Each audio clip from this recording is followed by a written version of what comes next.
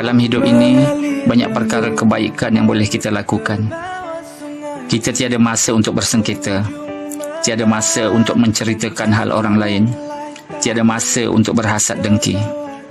Daripada kita membuang masa memburukkan orang lain, lebih baik kita fokus untuk memperbaiki diri, tumpu kepada tugas dan tanggungjawab. Jangan penuhi hidup ini dengan perkara-perkara negatif. Seharusnya kita penuhi hidup ini dengan saling memaafkan, kerana kemaafan akan meringankan jiwa, melapangkan fikiran dan meluaskan ketenangan.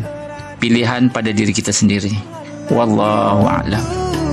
Tak urung jua kulihatnya pergi,